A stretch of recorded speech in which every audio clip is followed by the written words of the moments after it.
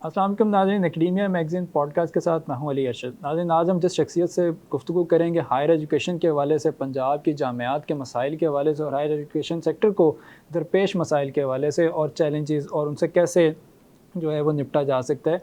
शख्सियत जो हमारे साथ मौजूद हैं वो किसी तारफ़ के मोहताज नहीं हैं।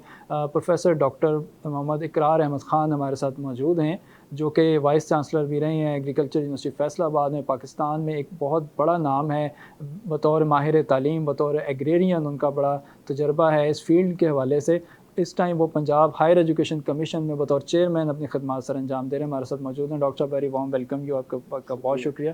डॉक्टर साहब, फ़र्स्ट ऑफ़ ऑल आपसे शुरू करते हैं कि आपने 5 इयर्स का एक प्लान दिया, विज़न दिया है, जो कि उसको ब्रीफली अगर आप एलैबोरेट कर सकें कि क्या आपका रोड मैप है नेक्स्ट 5 देखिए, इयर्स में? मेरा बड़ा एक सादा सा बयानिया है। सादा बयानिया ये है कि हम यूनिवर्सिटियाँ दो प्रोडक्ट्स हैं यूनिवर्सिटियों की, एक ग्रेजुएट्स हैं और दूसरी रिसर्च आउटपुट है। हमारे ग्रेजुएट्स जो हैं उनको हम तालीम देते हैं जिसमें हम समझते हैं कि उनके पास इल्म भी है और हुनर भी है और उनका रवैया भी है एक पढ़े लिखे इंसान वाला। अनफॉर्चुनेटली उनके पास जो ट्रांसक्रिप्ट और डिग्री है वो ये तो ज़ाहिर करती है कि इनके पास बहुत सारे अच्छे ग्रेड्स हैं, हाई मार्क्स हैं, लिहाजा इनके पास इल्म मौजूद है।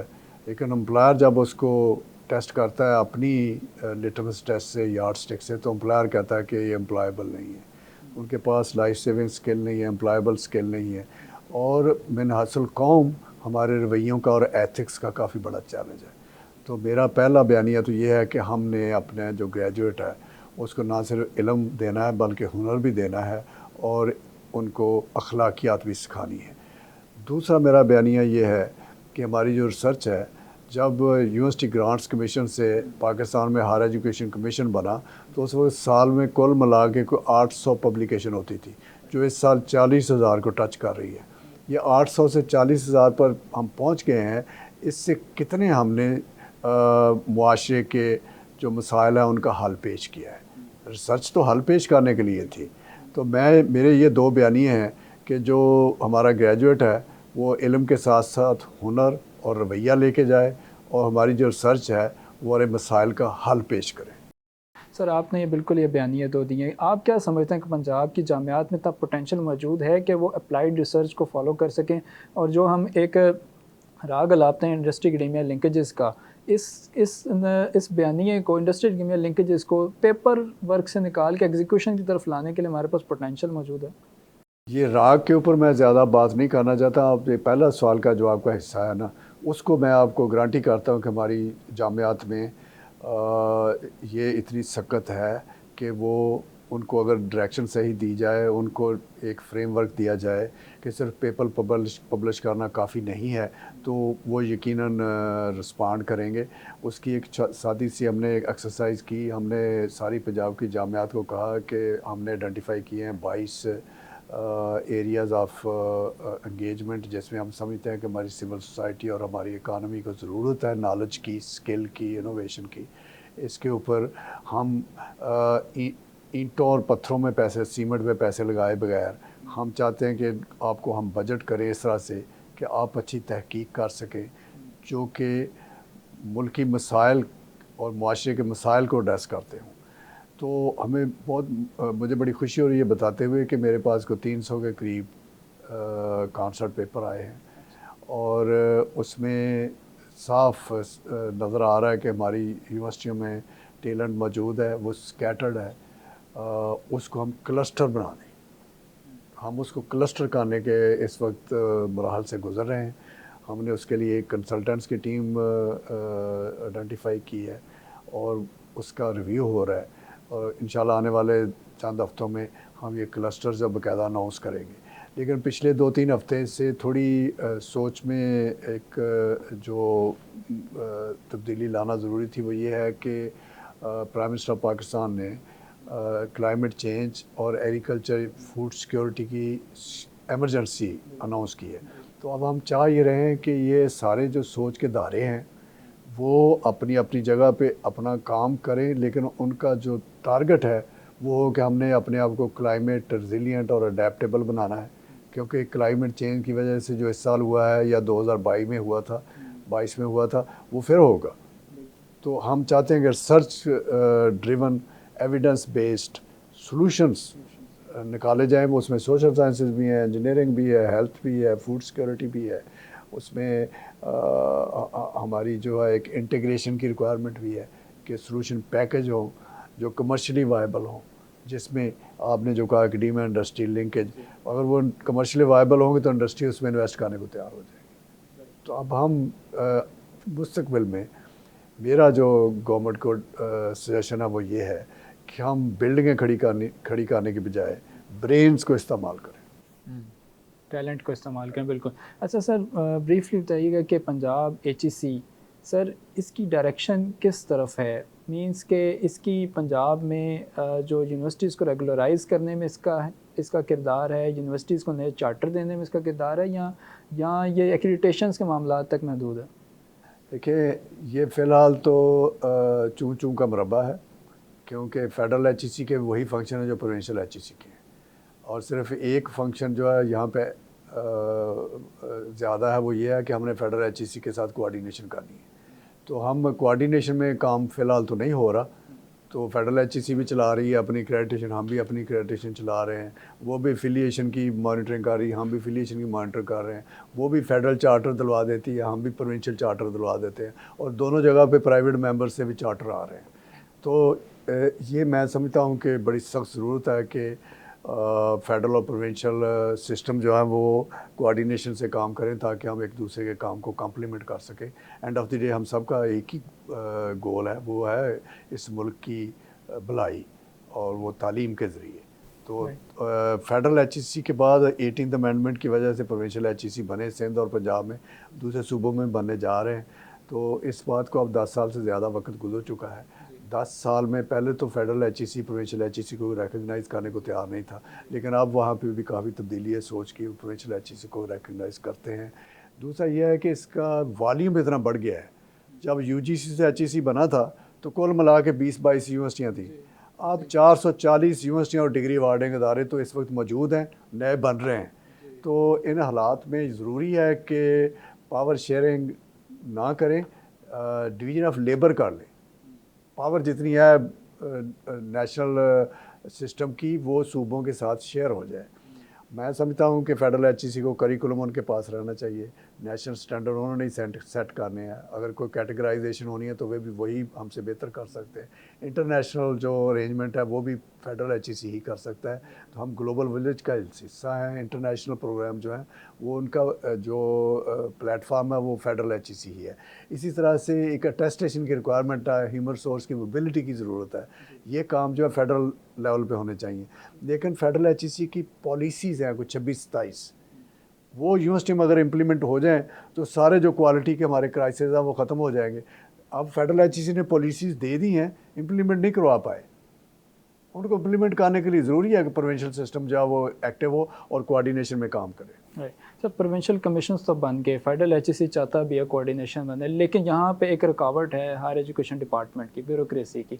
क्या ब्यूरोक्रेसी इस सिस्टम में रुकावट, कोऑर्डिनेशन में रुकावट पैदा करी है, या वो चाहती है कि पंजाब HEC हमारे मातहत ही चलता रहे और एक हमारी एक सब्सिडरी ब्रांच, हमारी कंसीडर सिस्टर ब्रांच ऐसे होती है?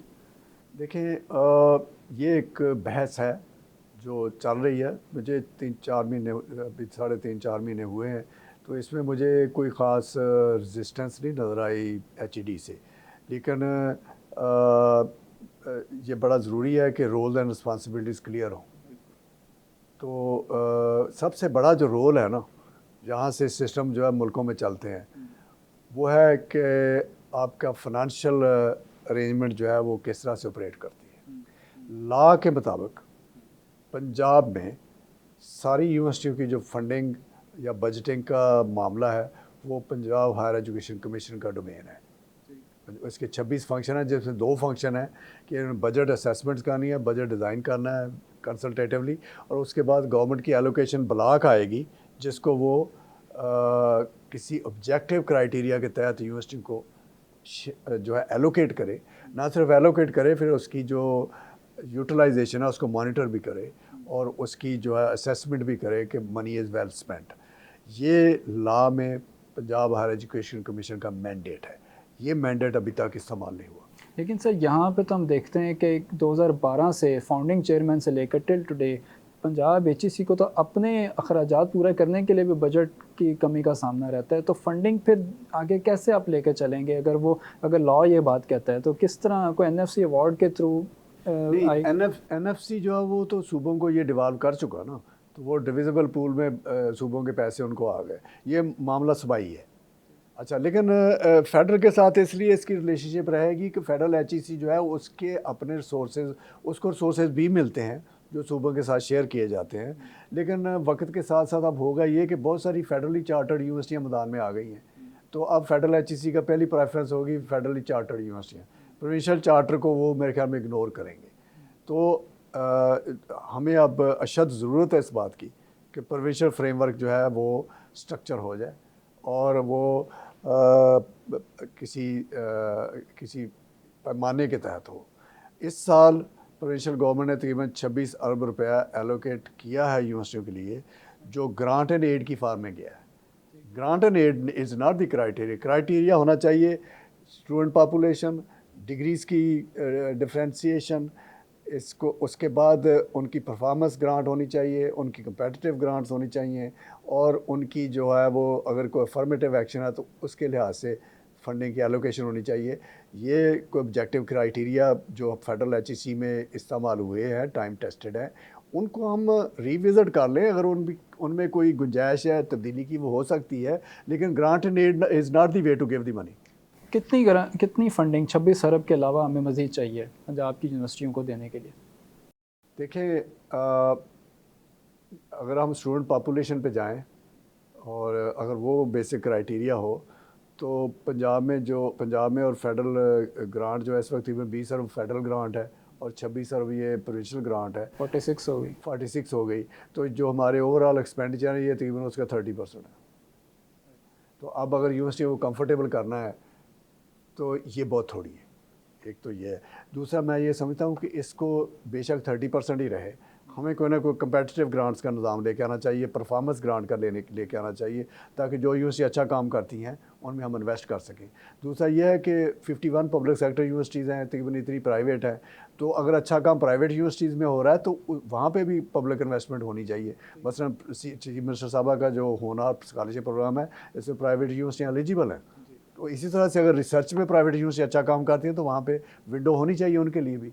और इसके साथ ही साथ ये जो 30% ग्रांट है, इसको टॉप अप किया जाए विद परफॉर्मेंस ग्रांट, और उसमें यूनिवर्सिटियों की कैटेगराइजेशन भी हो जानी चाहिए, जो कि हो रही है। अब हम इस पर काम कर रहे हैं कि सारी यूनिवर्सिटियों को आप एक यार्ड स्टिक से मैयर नहीं कर सकते। कुछ को फॉर्मेटिव एक्शन चाहिए, कुछ को जो है कॉम्पिटिशन से पैसे लेने चाहिए, और कुछ को हम इसलिए इन्वेस्ट करें कि वो हमें ग्लोबल रैंकिंग में लेके जाएंगे।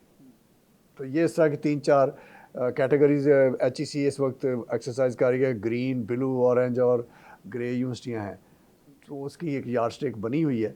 उसके मुताबिक मेरे ख्याल में बहुत जल्द कोई आपको सामने ये जो कैटेगराइजेशन है ये एचईसी फेडरल एचईसी भी कर रही है, और हम भी उसको आगे फॉलो करने से ट्रिकल डाउन करेंगे आपसे।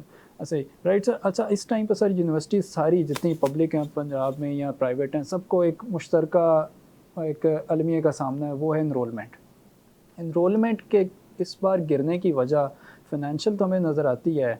आप क्या समझते हैं बतौर एजुकेशनिस्ट, बतौर एक्सपर्ट, बीइंग चेयरमैन पीएचईसी के, इनरोलमेंट क्या वजह है कि सरकार में भी गिरी है और प्राइवेट में भी उतनी गिर गई है? देखिए, एक तो अभी फाइनल फिगर्स नहीं आई, अभी पिछले हफ्ते एफएससी का रिजल्ट आया है, तो इट्स टू अर्ली टू से कि इनरोलमेंट गिर गई है।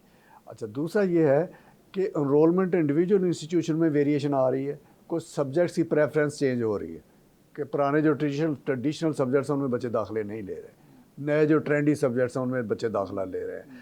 अब लोगों में अब एक अवेयरनेस बढ़ गई है कि जो ट्रेडिशनल सब्जेक्ट्स हैं वो एम्प्लॉयबल नहीं, तो ट्रेंड चेंज हुए हैं। ओवरऑल एनरोलमेंट जो है उसको देखने की यार्डस्टिक ये है कि जो हमारे 9 बोर्ड हैं पंजाब के, उनमें से कितने बच्चे पास हुए हैं, और जो पास परसेंटेज हर साल होती है उसका कितने परसेंट यूनिवर्सिटी में जाता है। अगर उसमें गिरावट आई है तो फिर मैं समझूंगा गिरावट आई है, जो कि मुझे नहीं लगता आई है। उसकी वजह यह है कि अब बहुत सारी यूनिवर्सिटियाँ डिस्टेंट डिस्ट्रिक्ट्स तक पहुंच गई हैं, जो गवर्नमेंट के ऑर्डिनरी कॉलेजेस थे 100 के करीब, वो भी वही डिग्री प्रोग्राम 4 साल के दे रहे हैं, यूनिवर्सिटियों में आ रहे हैं, ठीक है। तो अब और वो सस्ते हैं, वो अफोर्डेबल हैं, वो रीचेबल हैं, और because of economic pressure, challenge of affordability, तो शहरों की तरफ इससे कुछ रुझान कम हो रहा है, जो मैं समझता हूँ अच्छा है। लेकिन उससे जो उसमें जो ख़तरा है वो ये है कि क्या वो वहाँ पे उसी क्वालिटी की एजुकेशन डिलीवर हो पाएगी कि नहीं, ये गवर्नमेंट के देखने की ज़रूरत। बिल्कुल। डिस्ट्रिक्ट वाइज यूनिवर्सिटी की बात की, आप क्या समझते हैं, नई यूनिवर्सिटियाँ बननी चाहिए? नई यूनिवर्सिटियाँ जो हैं वो अगर मैं देखूं, अगर तो आप इसी एंगल से सिर्फ देखेंगे अफोर्डेबिलिटी और एक्सेस की बात है, तो ये जब से HEC बना है तो इस पे बहुत काम हुआ और बहुत सारी नई यूनिवर्सिटियाँ इसी वजह से बनी, सब कैंपसेस बने ताकि लोगों को डोर स्टेप पे अफोर्डेबल एजुकेशन मिल जाए, और ख़ास तौर पर ख़वातीन के हवाले से, उस हवाले से ये अच्छा काम हुआ। लेकिन यूनिवर्सिटी बिल्डिंग का नाम नहीं है, यूनिवर्सिटी अच्छी फैकल्टी का नाम है।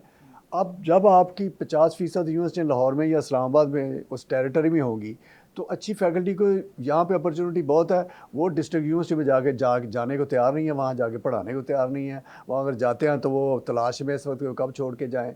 तो इसकी वजह से जो एजुकेशन क्वालिटी है वो कंप्रोमाइज़ हो रही है। मैं ये समझता हूँ कि जो इस वक्त यूनिवर्सिटियाँ बनी हैं ना, इनको हम वर्टिकली इम्प्रूव करें।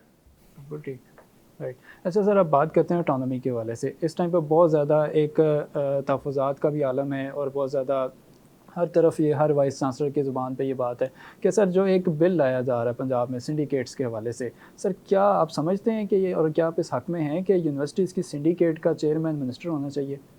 देखिए, यूनिवर्सिटी की ऑटोनॉमी और एकेडमिक फ्रीडम जो है ना, वो मेरे बहुत करीब है दिल के, लेकिन उसके साथ साथ अकाउंटेबिलिटी होनी चाहिए।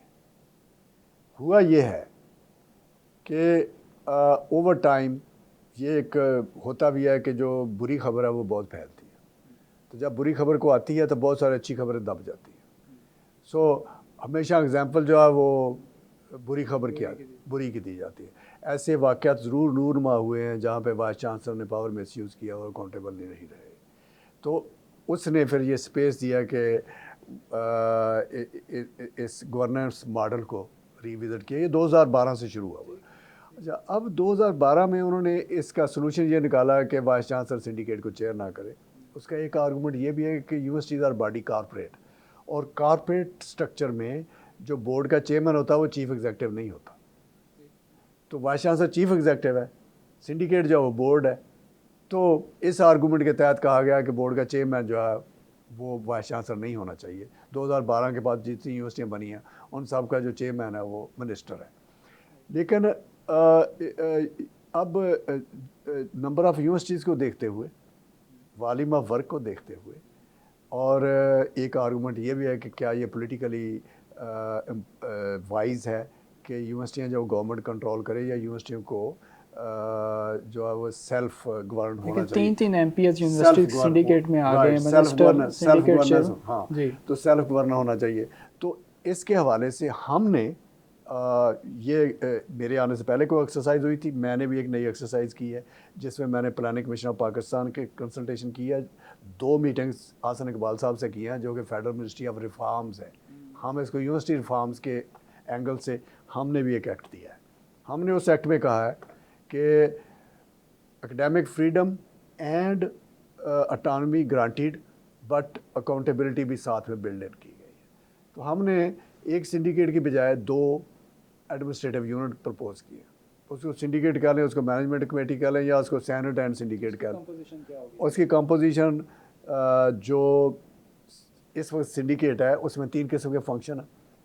उसमें पॉलिसी फंक्शन है, गवर्नेंस का और एंड अपॉइंटमेंट 17 एंड अबव की फंक्शन है, और तीसरा है operational function, day to day business, उनको रेगुलेट करना। हम कहते हैं कि जो पॉलिसी, सीनियर अपॉइंटमेंट्स और रेगुलेटरी फंक्शन है वो रहें इंडिपेंडेंट बोर्ड के पास, लेकिन जो ऑपरेशनल फंक्शन है वाइस चांसलर के पास, और वाइस चांसलर की एक एडवाइजरी कमेटी हो, या उसको मैनेजमेंट कमेटी कह लें, या उसको कंस्टिट्यूट करेगा वो कमेटी। नहीं, कमेटी लॉ कंस्टिट्यूट करेगा, उसको चेयर वीसी करेगा, उसको चेयर वीसी करेगा। लेकिन जो ऊपर वाला प्लेटफार्म है जिसको अकाउंटेबिलिटी फोरम या पॉलिसी फोरम कहेंगे, उसको चेयर करे को पर्सन ऑफ एमिनेंस। ठीक, वो मिनिस्टर भी हो सकता है, पर्सन ऑफ एमिनेंस की कैपेसिटी में आए वो, लेकिन 51 यूनिवर्सिटी का मिनिस्टर नहीं हो सकता। Why not chairman PHEC? Chairman PHEC भी किसी का हो सकता है, लेकिन चेयरमैन PHEC भी 51 का नहीं हो सकता।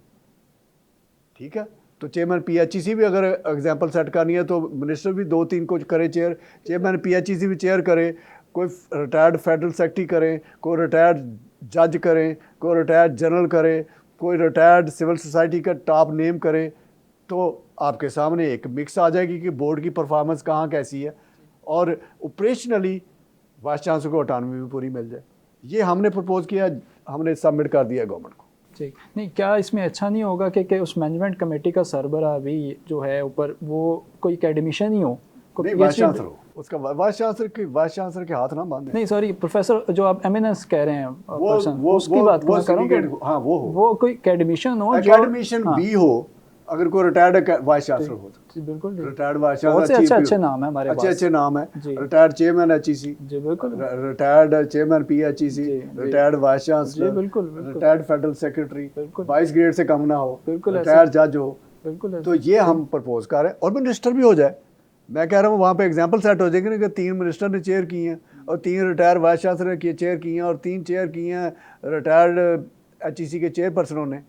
2 साल के बाद असेसमेंट कर लें क्वालिटी ऑफ गवर्नेंस की, वो कंपटीशन हो जाएगा, अच्छा होगा। ठीक, अच्छा, जिन वाइस चांसलर्स ने इस तरह की बैड प्रैक्टिसेस की हैं माजी में भी और अभी भी तक भी कुछ लोग करते आ रहे हैं, जिसमें कि फीमेल यूनिवर्सिटीज़ के भी वाइस चांसलर शामिल हैं, आप बतौर हेड ऑफ इंस्टीट्यूशन उनको स्क्रू करने के लिए, उनको बेहतर करने के लिए, उनकी गलतियों को ठीक करने के लिए क्या कोई KPIs ला रहे हैं, या उनके लिए कोई क्राइटेरिया हैं, या यही क्राइटेरिया कि इनके ऊपर बस एक मिनिस्टर ला के बैठा दिया जाए और वही सारा कुछ करे? नहीं, ये क्राइटेरिया बना दिया, ये बहुत सही बात की आपने, और हमने चीफ मिनिस्टर साहब को प्रेजेंट किया, शी हैज़ अप्रिशिएटेड, और हम उसको लॉन्च कर रहे हैं। हम थोड़ा एलैबोरेट कर दीजिएगा क्या क्राइटेरिया? हमने वाइस चांसलर की असेसमेंट का क्राइटेरिया बनाया और यूनिवर्सिटी की परफॉर्मेंस का बनाया, और हम एक वाइस चांसलर को दूसरे वाइस चांसलर कंपेयर नहीं करेंगे। वाइस चांसलर को ईयर 1, ईयर 2, ईयर 3 कंपेयर करेंगे। आज वाइस चांसलर आए हैं, उन्हें देंगे कि आप आज टाइम 0 पे ये परफार्मा फिल कर दें, साल बाद फिर आपसे पूछेंगे, 2 साल बाद फिर पूछेंगे, और उसको हम एग्जामिन कराएंगे किसी एक्सपर्ट कमेटी से, थर्ड पार्टी से, ठीक है, और उसके ऊपर हम दूसरे साल जो पेन पिक्चर भी लिखनी शुरू कर दें। तो ये हम वाइस चांसलर के लिए हम समझते हैं। कंक्लूजन क्या होगा उसका? कंक्लूजन ये होगा कि एक तो 2 साल, पहले साल तो हम समझते हैं कि it's too early to tell him कि you are on the right path और नॉट, लेकिन जो भी असेसमेंट है उसके साथ शेयर होगी।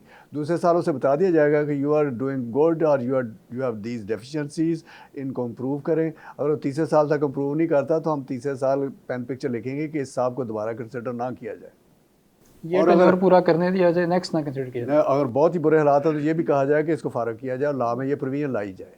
इसमें प्रोविजन नहीं है, अमेंडमेंट करनी पड़ेगी, अमेंडमेंट हो जाए। राइट, सही। अच्छा सर, एक ये भी एक तासुर है और कहा जा रहा है कि चांसलर से भी जो गवर्नर साहब से उनसे चांसलरशिप भी लेके शिफ्ट की जाएगी, तो इज इट ट्रू कि कोई ऐसा प्रपोजल है? ये KP और सिंध में ऑलरेडी हो चुका, बिल्कुल हो चुका, ठीक है ना। पंजाब में भी हो रहा है, मुझे नहीं पता पंजाब में हो रहा है या नहीं, लेकिन KP और सिंध में ऑलरेडी हो चुका है।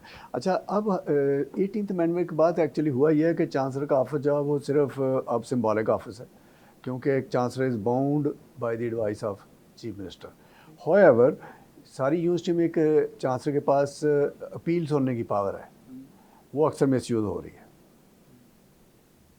तो अब वहाँ पे मेरे ख्याल में ज़रूरत है कि कोई ऐसा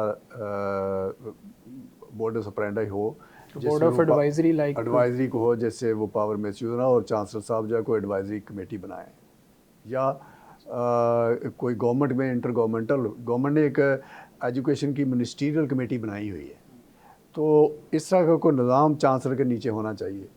कमेटी ऑफ प्रो चांसलर्स बन जाए जो चांसलर को एडवाइस करे, उसको हेड चांसलर ही करे, बेशक हेड चांसलर ही करे, लेकिन उसको एडवाइस करे। इस वक्त जो डायरेक्ट वहाँ पे अपील्स हो रही हैं ना, मसलन सेक्सुअल हरासमेंट के केसेज जो हैं उनको माफ़िया मिल रही है। 10-10 साल पहले जो बंदे मिसकंडक्ट की वजह से डिसमिस हुए हैं, वो अपील में 10 साल बाद कैसे, उसका अपील का लिखा हुआ है लॉ में टाइम, ये 1 महीने के अंदर अपील जो एंटरटेन हो सकती है, एंटरटेन ही नहीं हो सकती। ये 10 साल बाद कैसे, miss use of power. Right, sir यहाँ पे बात की जाए, आपने जैसे हरासमेंट की बात की, वर्क प्लेस हरासमेंट भी है, दूसरी हरासमेंट भी है हमारी, ना सिर्फ फीमेल और मेल यूनिवर्सिटियों में भी हो रही है। सर इस हवाले से पीएचईसी ने एक रोड मैप दिया है, यहाँ पे तो पसंद नापसंद पे लोगों पर पीडा एक्ट्स लगाए जा रहे हैं, उनकी इंक्वायरी इनिशिएट की है, उनको मैनेज भी किया जा रहा है। मेरे पास इस एग्जाम्पल मौजूद है, आई हैव केस और पीडैक। तो सर इस हवाले से भी आपको रेगुलराइज कर रहे हैं मामला को कि पसंद नापसंद पे लोगों को फिक्स करना, इसको हटा दो, इसको ट्रांसफ़र कर दो, इसको सैक कर दो? नहीं, मेरे ख्याल में ये एग्जैजरेशन है। कोई, मैं जैसे मैंने पहले कहा था, बुरी एग्जांपल जो बहुत जल्दी जो है वो फैल जाती है। पीडा एक्ट भी बड़ा कॉम्पिटेंट एक्ट है जो मिसकंडक्ट को एड्रेस करता है, और सेक्सुअल हरासमेंट का फेडरल लॉ है और उसका भी एक्ट जो है वो कॉम्प्रिहेंसिव है, और दोनों में सज़ाएँ तकरीबन बराबर हैं, और बगैर एविडेंस के किसी को सज़ा नहीं दी जा सकती। अलबत्ता सेक्सुअल हरासमेंट में ये एक्सपेक्ट करना कि जो ख़ातून है उसको जो अक्यूज़ड है वो क्रॉस एग्जामिनेशन करे, ये मुमकिन नहीं है। और दूसरा ये है कि कैंपसेस पे जो हरासमेंट होती है, that is a very different relationship. वो समझा तो यही आता है कि ये प्रोफेसर जो हैं वो पेरेंट्स हैं, काज़ाई पेरेंट है, बच्चे पेरेंट्स के बाद बच्चों के पेरेंट हैं। तो अगर पेरेंट्स जो हैं इतने मतलब बेहया हो जाएं तो उनको सज़ा तो मिलनी चाहिए, और मुझे अफसोस है इस बात का कि उनको माफ़िया मिल रही हैं। राइट। सर बतौर चेयरमैन पीएचईसी अपने फैसलों में स्टेक होल्डर्स को ऑन बोर्ड लेना पसंद करते हैं? हम तो सारा काम ही कंसल्टेशन से करते हैं, और बाय द वे हम फैसला साज नहीं है, हम फैसिलिटेटर हैं, और हम यूनिवर्सिटियों को माइक्रो मैनेज नहीं कर सकते, ना ही हम कोई ऐसा सिस्टम है। हम सिर्फ फैसिलिटेटर हैं, रेगुलेटर हैं to the extent of evidence. हमें डाटा चाहिए, डाटा की बेसिस पे हम अपनी ओपिनियन दें। तो otherwise vice chancellors are autonomous and syndicates are autonomous. PHEC कुछ में मेंबर है, कुछ में नहीं है, ये मैटर ऑफ इंटरप्रिटेशन है। पीएचईसी का लॉ कहता है कि पीएचईसी मेंबर है, लेकिन सारी यूनिवर्सिटी में ये नोटिफाइड नहीं है। मैं ये समझता हूँ कि पीएचईसी को सारे सिंडिकेट्स का मेंबर होना चाहिए। राइट। सर अभी आपके दौर में जो है 25 के करीब वाइस चांसलर की तैनाती का अमल मुकम्मल किया गया है, आपने जब से चेयरमैनशिप का चार्ज संभाला है। आप समझते हैं कि ये वाइस चांसलर्स की तकर्री मेरिट पर है, और ये जितने तमाम वाइस चांसलर जो लगे हैं ये तब बहुत कॉम्पिटेंट और पोटेंशियल कैंडिडेट्स थे? एक तो मेरे आने से पहले हो गई थी अपॉइंटमेंट, लेकिन रिसेंटली हुई है। I know the search committees are very fair, very competent people in the search committee. तो अब मैं तो उनकी जजमेंट को पूरी तरह से इंडोर्स करता हूँ। बाकी जो बंदा अपॉइंट होता है, तो जिस दिन अपॉइंट होता है ये उस दिन की ऑब्जर्वेशन होती है, उसके बाद तो फिर उसकी वैल्यूएशन होगी ना। तो वैल्यूएशन में ज़रूरी नहीं कि सारे जो हैं वो एक ही पेस पे काम कर रहे हो या एक ही लेवल की उनकी अचीवमेंट हो, वेरिएशन होगी।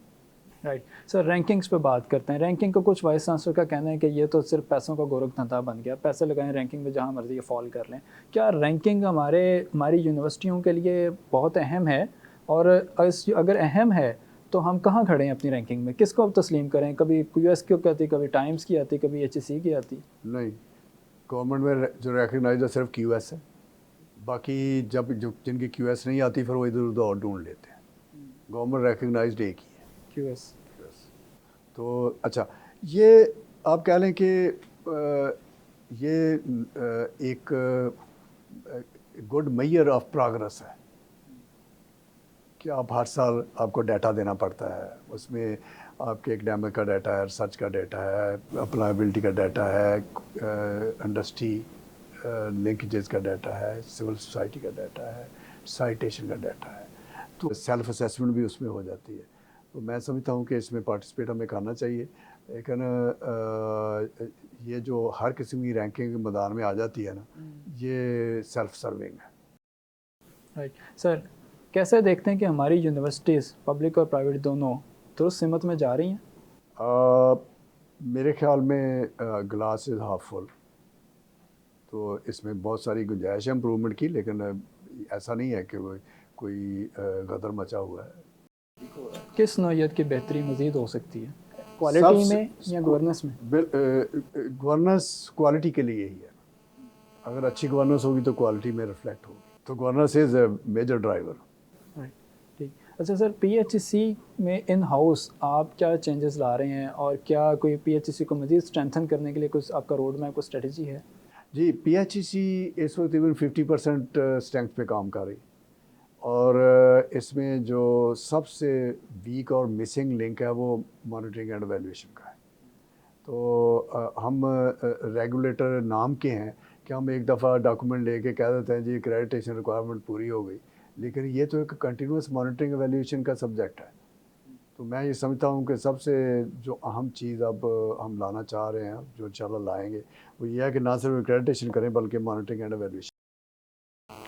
Right sir. लेकिन ये कुछ भी नहीं होगा उस वक्त तक जब तक हम जो है वो अपने लॉ के मुताबिक फाइनेंशियल सोर्सेज जो है उनकी एलोकेशन की पोजीशन में नहीं आती। मैं खुद वाइस चांसलर रहा हूँ, चूँकि यहाँ से कोई एलोकेशन की अरेंजमेंट ही नहीं थी, इसलिए हमने कभी पीएचईसी पे अपना वक्त ही नहीं लगाया।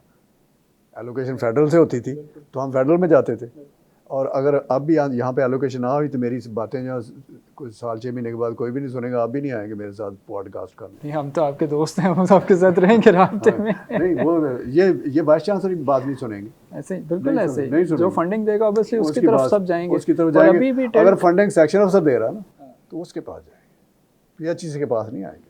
लेकिन सर अब बात आती है कि वफाक अगर अब फंडिंग दे रहा है, वफाक ने भी नहीं देनी, ठीक, ये हो सुबाई जानी है, ये अब सुबाई हो जानी है। इसको ट्रांसपेरेंट कैसे किया जाएगा? यहाँ पे जैसे तो मैंने कहा कि ऑब्जेक्टिव क्राइटेरिया से सेक्शन ऑफिसर यहाँ पे एक वाइस चांसलर को लटा लेता है। देखो ना, अगर पैसे देने की उसके पास पावर है तो वाइस चांसलर लेटेगा, वाइस चांसलर क्या करे? और अगर ऑब्जेक्टिव क्राइटेरिया है और यहाँ खड़े होकर सबके सामने नजर आ रहा है सबको, तो फिर किसी को लेटने की जरूरत नहीं है। नहीं, ये एक करप्शन की अलामत नहीं है कि एक सेक्शन ऑफिसर ब्लैकमेल कर रहा है वाइस चांसलर को? देखे ना, ये it is very difficult for people to let the power go, और पावर फाइनेंशियल ही है। जब किसी के पास पावर होती है तो बन जाए। पैसे की लड़ाई है सर। लास्ट क्वेश्चन के मैसेज क्या देना चाहेंगे अपने वाइस चांसलर्स को, तलबा को और यूनिवर्सिटीज़ को? देखिए, मेरा मैसेज यही है वाइस चांसलर साहबान को कि अल्लाह ताला ने आपको मौका दिया है, इस मौके में अपनी और जो दुनिया भी और आखिरत भी संभालें।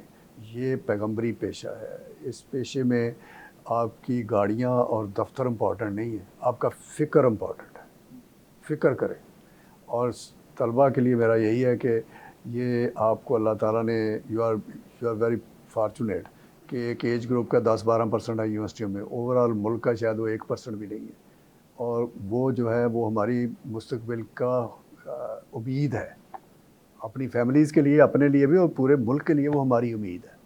हम चाहते हैं कि वो इस 4 साल के 6 साल के दौर में अच्छे इंसान भी बन के जाएँ, और अच्छे लीडर बने, अच्छे स्किलफुल वर्कर बने, वो मुआशरे के काम आएँ, यहाँ भी आएँ और दुनिया में भी आएँ।